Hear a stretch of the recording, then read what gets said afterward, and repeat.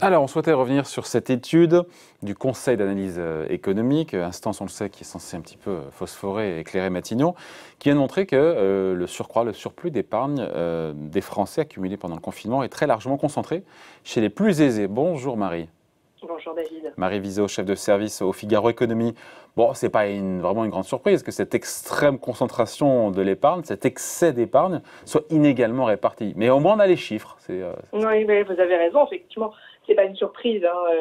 Le taux d'épargne, il a tendance à croître avec le revenu. Ça a toujours été comme ça. Ça s'est vérifié pendant la crise. Donc, le Conseil d'analyse économique, on est de dire, a publié une étude. C'est assez intéressant. Ils ont travaillé à partir des données, des cartes bancaires des clients du Crédit Mutuel. La banque a accepté de leur transmettre toutes leurs données bancaires. Et donc, de manière anonyme, ouais. Bien sûr.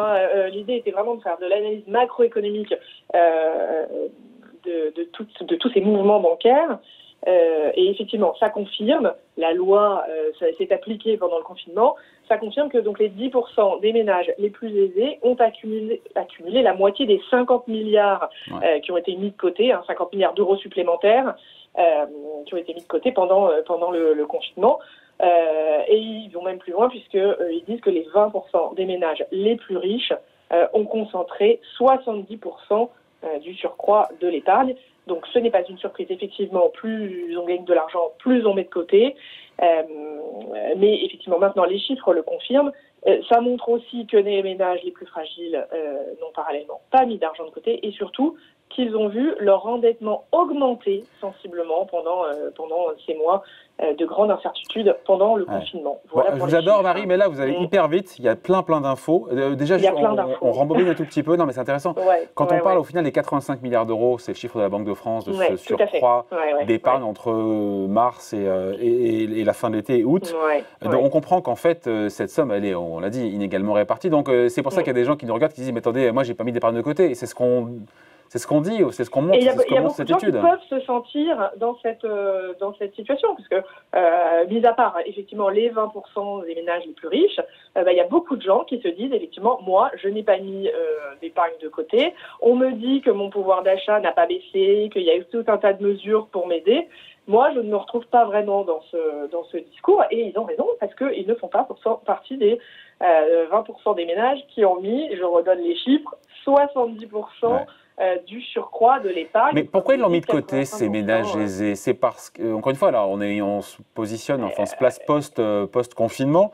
Ils n'ont pas pu rattraper leurs dépenses parce que la pandémie était toujours là, et que finalement, la culture, les restos, les voyages, tout ça, ils l'ont pas consommé, L'essentiel de cette épargne, ils l'ont mis de côté pendant le confinement. Mais effectivement... il n'y a pas eu de rattrapage derrière. Il n'y a pas eu de rattrapage parce que les plus aisés n'ont pas eu besoin de consommer davantage. C'est-à-dire leur propension à consommer n'augmente pas parce qu'il y a eu des confinements. En gros, ils ont dépensé ce qu'ils avaient besoin de dépenser et pas plus. Et finalement, pour eux, ce déconfinement ne se traduit pas par une explosion de la consommation, alors encore moins pour les ménages les moins aisés, qui ne sont pas du tout dans cette situation. Ce que ça veut dire, c'est que quand l'INSEE prévoit que le pouvoir d'achat ne reculera que, entre guillemets, de 6% cette année, et bien cette étude, ce qu'elle suggère, c'est que cette baisse, elle sera essentiellement portée par les plus modestes. Et d'ailleurs, le Conseil d'analyse économique le dit très bien. Il dit « Cette analyse confirme la grande sensibilité des ménages, je cite, à bas revenus et à faible épargne aux variations de revenus. » Voilà. Donc les gens peuvent ne pas se retrouver dans ce discours qui est tenu quand même déjà depuis plusieurs semaines, qui est de dire dépensez l'argent que vous avez mis de côté. C'est le discours qu'on entendait souvent de la part de Bruno Le Maire, du ministre de l'économie. Tout à fait. Pour les 20% des foyers les plus modestes, d'ailleurs on dit 20% les plus aisés, les plus modestes, 20% ça correspond à quoi en euros? On a une idée des chiffres? Alors, c'est une bonne question, sauf que l'étude du CAE, elle ne porte pas sur, pour ça, si on est dedans ou pas, montant de revenus, elle porte sur un montant d'argent dépensé en tant que tel, et c'est plus de 4 800 €. Par mois. Donc, ce sont les gens qui dépensent plus de 4 800 € mensuellement. Pour les 20% les plus aisés. Oui, exactement. Bon. Et pour les 20% les plus, encore une fois, les plus modestes, alors eux, au-delà de ne pas mettre de sous de côté, leur endettement, vous l'avez dit, mais leur endettement s'est accru aussi. Enfin, leur endettement s'est accru, et ça vient évidemment nourrir le débat et la petite musique qui monte, et je suis sûre que vous en avez déjà parlé sur votre antenne, sur qu'est-ce qu'on fait pour aider davantage ces gens-là.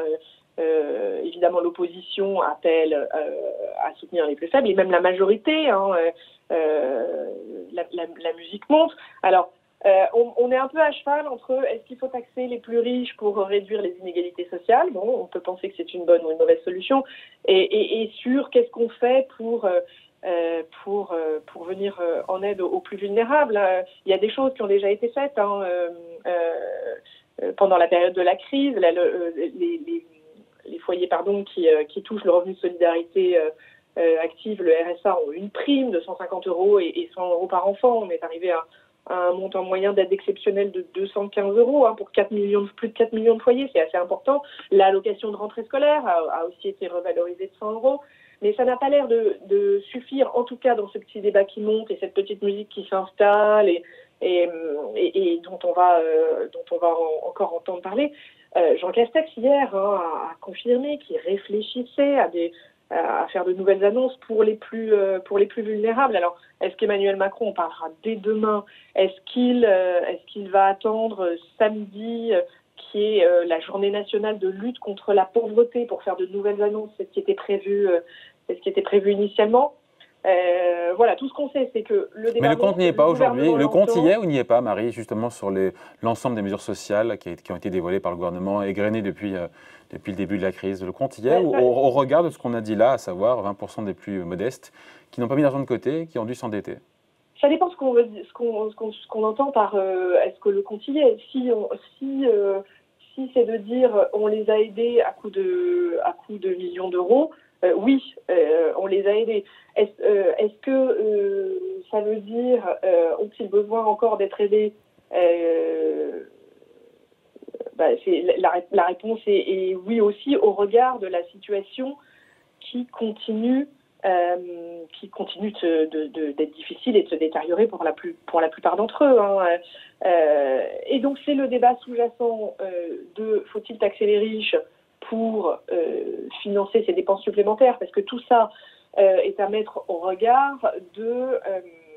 on est toujours dans le cadre, toute cette discussion se déroule dans le cadre du projet de loi de finances pour l'année prochaine, et c'est à mettre au regard de ce débat qui existe sans exister, qui est on n'a pas la moindre idée de savoir comment on va financer toutes ces mesures.